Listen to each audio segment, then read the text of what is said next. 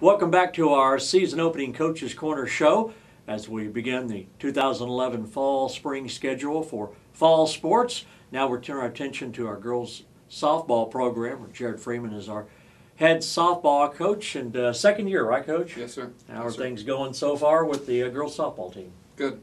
We've been busy the first 2 weeks. We got 14 games under our belts already. We're 8-6, coming off a productive Perry tournament. Went 4-2. We were 4-0 in our pool play and lost to a top 5 4A Berry Hill team 3-2 in 9 innings. And if we'd won that one, we'd have been playing for a title. But just came up short 3-2 in that ball game. But awfully proud of the girls and the efforts that they put forward this year so far.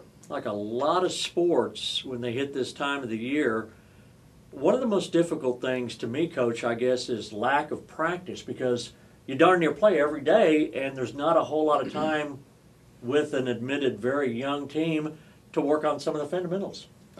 You're exactly right. We had 1 day practice last week, Wednesday, and it's kind of the debate between myself and my staff is, you play Monday and Tuesday, then you play 6 games Thursday through Saturday, and we had a lot of work to do because Monday and Tuesday didn't go so well for us. So it was one of those deals where, how hard do you push them? How long do you go?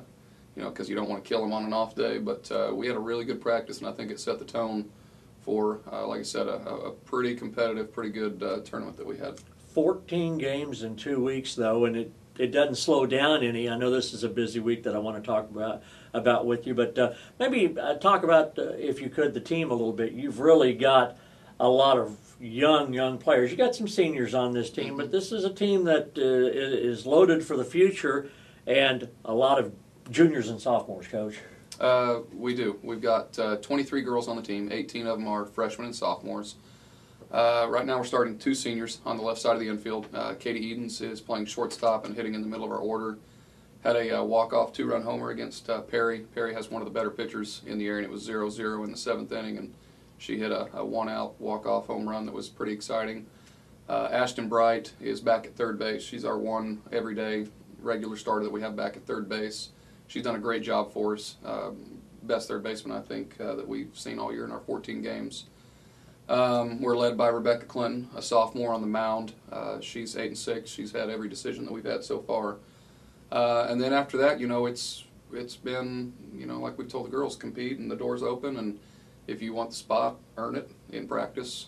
Keep it during the ball games. And this tournament we started 4 or 5 freshmen most every game. So we do have a young nucleus, but kind of like we've talked in the past, we expect to be competitive. We don't ever use the young or the inexperienced as an excuse to not be competitive. We've got good athletes, and we're excited about the start that we've had so far. I would imagine that with such a young team, it keeps their attention knowing that their job could be won or lost on any given day, Coach.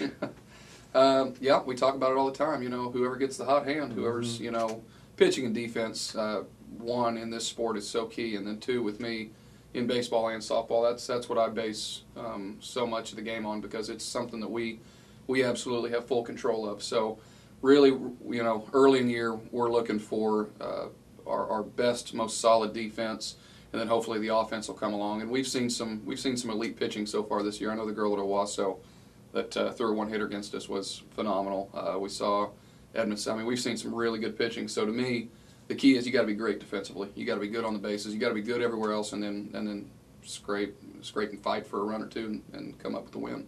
You've been our baseball coach for a number of years. The softball thing you took last year, weren't sure. You just kind of see how it went.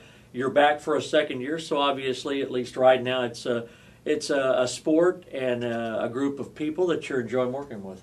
I tell you what, we have a good time. I mean, this group works hard. They're extremely coachable, which is such an important component to being a good athlete.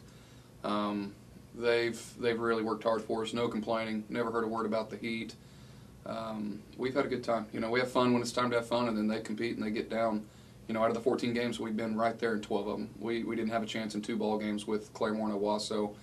But, that's what we told the girls, fight and let's look up in the 7th inning and have a chance to win a ball game. But you're right, I've enjoyed it. It's been a good experience. Now let's talk about the current. I believe you're supposed to go to, as we record our program, supposed to go to Broken Arrow on this date. Weather permitting, we're going to go to Broken Arrow and play. This will be it's turned out to be, because of a few schedule changes with the district, it's actually going to be our slowest week of the season. We've got Broken Arrow today for district, and then we host Cushing tomorrow, and then we're actually off the rest of the week. We had to drop a festival just because the 14 district games put us over so much that I had to drop something, and it ended up being the Putnam City North Festival. But after this, it's right back to the 5-6 games a week grind. And when we say Broken Arrow, that's the top. I mean, if you measure yourself by any standards, and you mentioned Owasso and Claremore, obviously big schools that have very good programs, but Broken Arrow, that's a program that is among the elite, not only in the state, but probably this portion of the country too. It is. I know our first rankings are due today, and I mean, it goes without saying they'll be in the top 2, 3, 4 teams in the state. So, it's a challenge.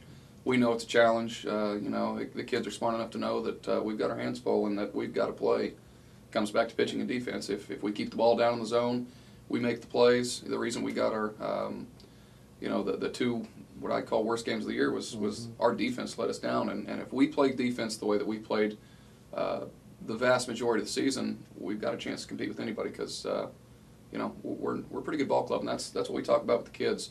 We want everybody to know, and I think everybody at that tournament this week understands that Ponca City's going to fight you. We're going to fight, and we're going to claw, and you've got a game on your hands. Every coach, though, and no matter whether it's boys or girls, you like to play those teams once in a while just to find out where the heck you are as far as your team is concerned too.